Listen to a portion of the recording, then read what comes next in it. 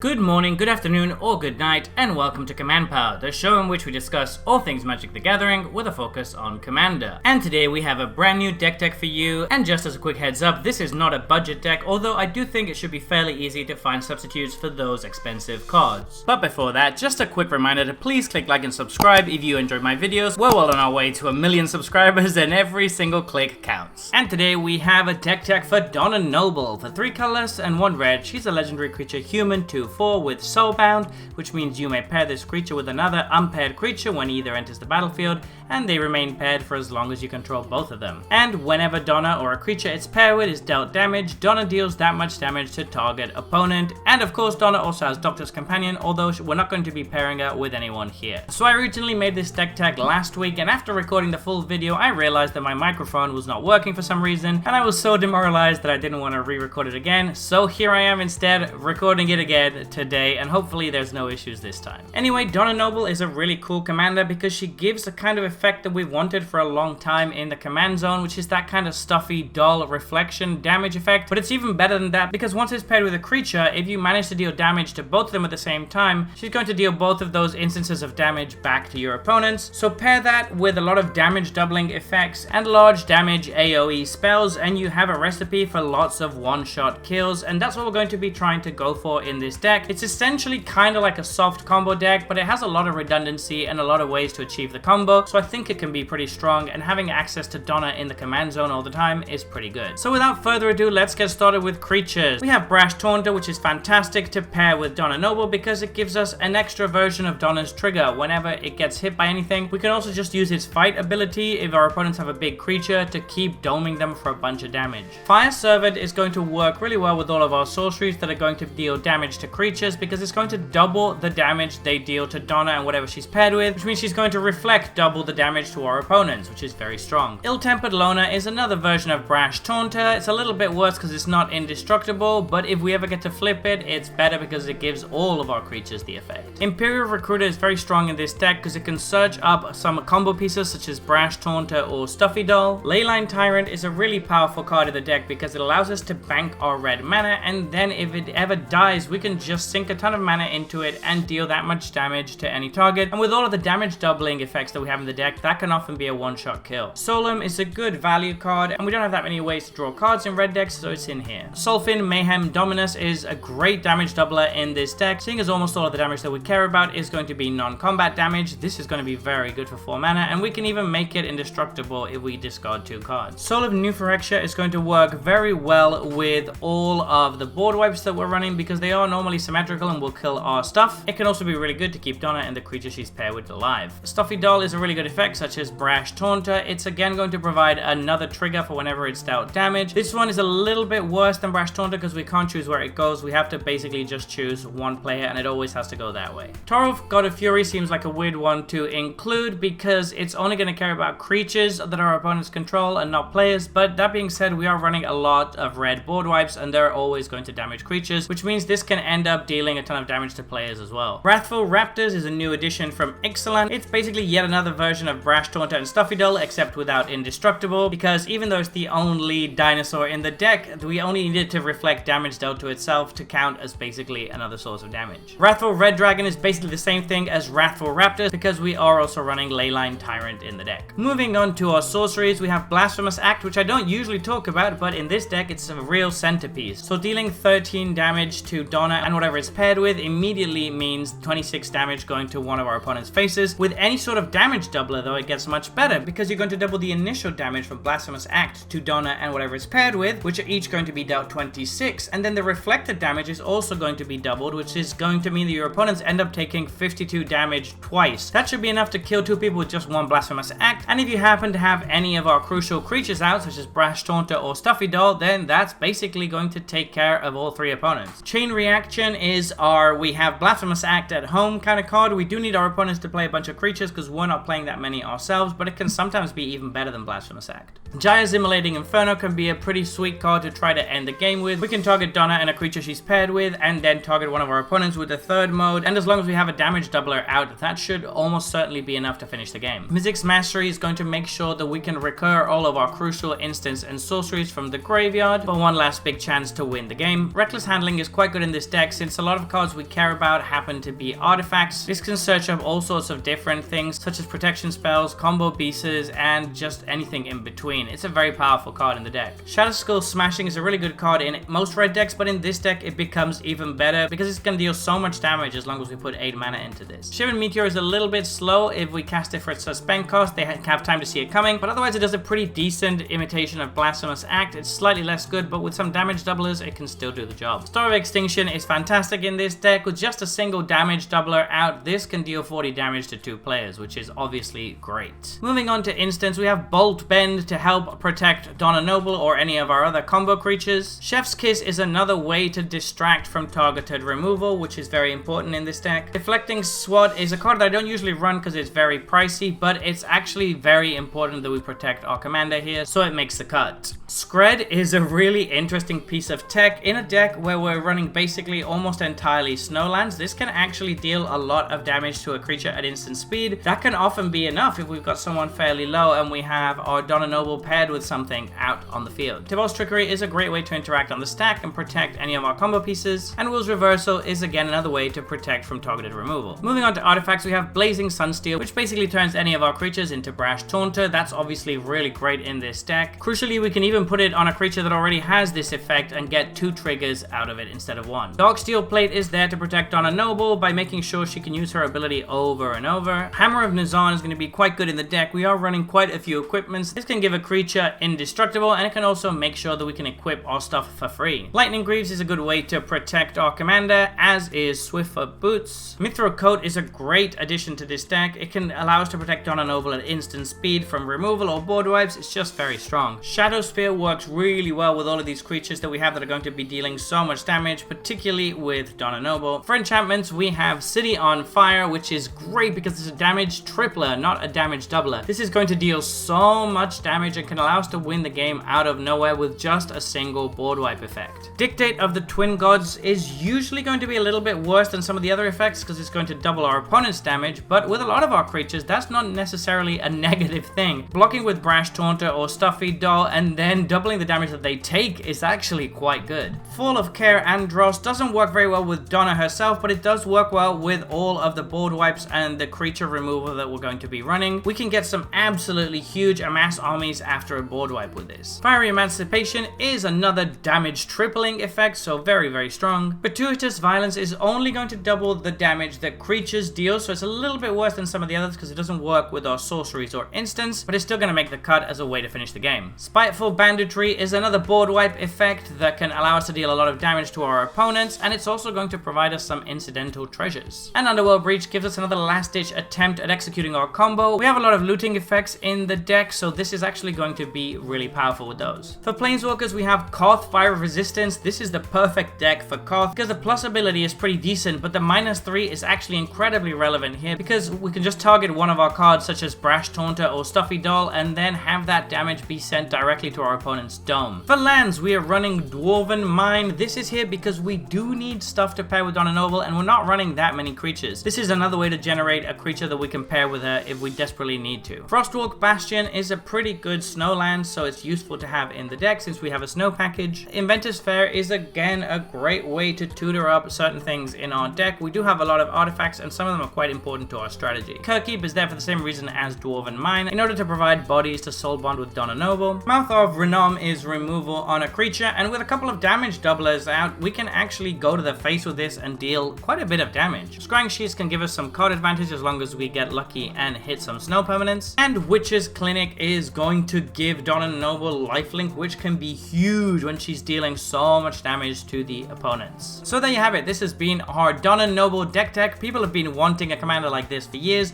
and I'm pretty excited that we finally got it, and I might actually have to throw this one together myself as well, seeing as I have most of the cards for it. What do you think about this one? Are there any cards you would have added or things you would remove? Let me know in the comment section below. I read all comments and respond to all of them too. And if you enjoyed this video, don't forget to click like or subscribe. It really helps the channel.